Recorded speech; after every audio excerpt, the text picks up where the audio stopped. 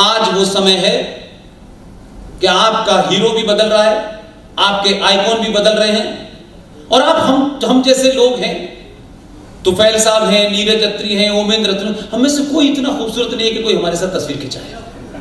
हम बिल्कुल नहीं मानते।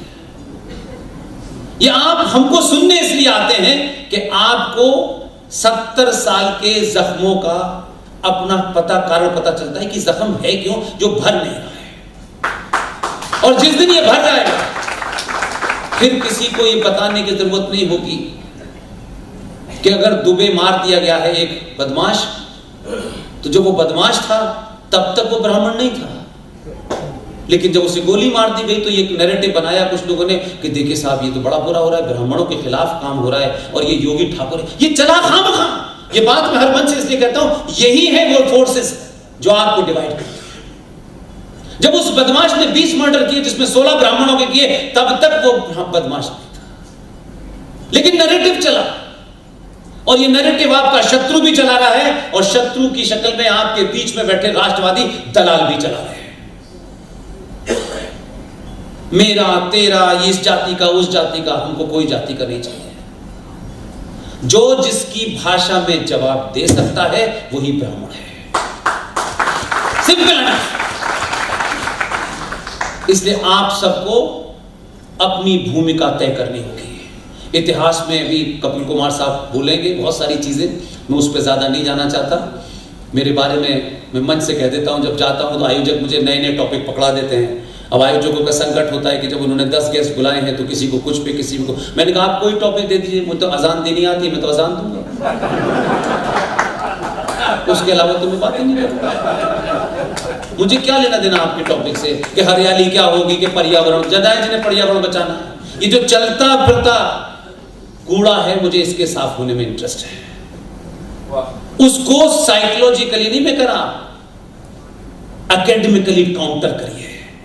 ये बीमारी एक विशेष लोग, एक विशेष धर्म के लोग, ये डर बताता है, शत्रु देखता है, कहता कितना डर बैठा हुआ है कि ये आज भी नहीं बोल पा रहे। 20 राज्यों में सरकार, सेंटर में सरकार, आर्मी आपकी, पुलिस आपकी, इसलिए कि आप अपने अंदर से डरे हुए हैं। जिंदा रहने की चाहत है, और जब जिंदा रहने की चाहत होती है तो मरने से डर नहीं लगना चाहिए। और जिंदा है तो अपने जिंदा होने का सबूत दीजिए। हर दिन मर मर के जीने से अच्छा है कि आप मर जाएं तो ज्यादा अच्छा है। और जिसकी आई है, ये कुरान भी कहता है और हमारी सनातन सभ्यता भी कहती है कि जिसकी जहां तय है वो उस समय वहीं आएगी, और जिसकी तय नहीं है वो अपने घर में 96 साल की उम्र में झंडा फहरा रहे हैं। सब कुछ तय है, अपने पे भरोसा करिए। ये भाग में लिखा है, ये नहीं होगा, कोई आपके नहीं, ऐसे ही विष्णु शंकर खड़े हो जाएंगे। ये सब लोग काम कर रहे हैं, आपकी सिर्फ इतनी भूमिका है, आप चुपचाप से जाकर के कहिए विष्णु तुम बड़ा काम कर रहे हो। उसके कंधे पे भी थपथपा देंगे, तब भी वो आपसे सोचेगा मुझे एनर्जी मिल गई। आप कुछ तो कोई तो रोल प्ले कर लीजिए। ये सेमिनार का कोई मैं नहीं समझता कि दत्ता साहब ने ये सेमिनार इसलिए ऑर्गेनाइज करा है कि लोकसभा का टिकट चाहिए। ये मिल भी जाएगा तो इन्हें अपनी पत्नी का वोट मिल जाए, यही बड़ी बात है।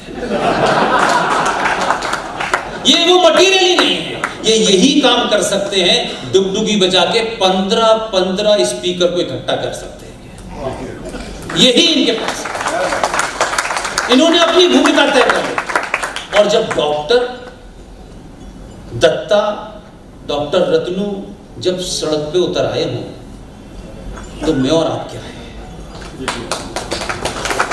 जब इंजीनियर निकल के आ गए, जब साधु संत निकल के आ गए, जब बड़े बड़े डायरेक्टर आ गए, और अभी वक्फ बोर्ड की बात हो रही थी, पता ही नहीं है लोगों को। वक्फ बोर्ड की छोटी मोटी लड़ाई छोड़िए, इस देश का सबसे धनाढ्य आदमी, उसका मकान वक्फ बोर्ड में चला गया है। वो दुनिया देश को चला रहा है, इतना बड़ा आदमी है। हम कहां खड़े हैं? हमारी आपकी क्या बिसात है? अरे उनका दावा तो अल्लाह मियां के अलावा सब पे है।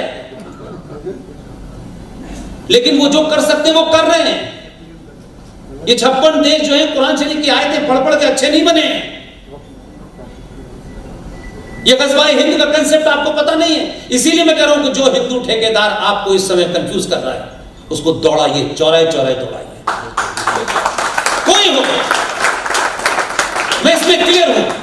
अगर मैं भी आपको कल कोई ऐसी जगह नजर आऊं और आपसे ये कहता कि नहीं यार छोड़ दो, नहीं, जिस दिन लगेगा कि कंप्रोमाइज करना होगा उसी दिन छोड़ दूंगा, चुप बैठ जाऊंगा। लेकिन खींचते रहना है, ये बदलना है, वो बदलना है, ये आर्गुमेंट देना है, वो आर्गुमेंट देना है, जिंदा रहना है, ये नहीं करना है। जब तक बोलने की शक्ति है बोलिए। अगर बोलने की शक्ति नहीं है और लगता है कि कंप्रोमाइज करना पड़ेगा तो घर में चुपचाप बैठ जाइए। इसलिए मैं अपना स्लोगन कह के अपनी बात समाप्त करता हूं। आप लिख सकते हैं तो लिखिए, बोल सकते हैं तो बोलिए, चिल्ला सकते हैं तो चिल्लाइए, और ये तीनों काम नहीं कर सकते तो जो चिल्ला रहा है उसके साथ खड़े। बहुत बहुत धन्यवाद।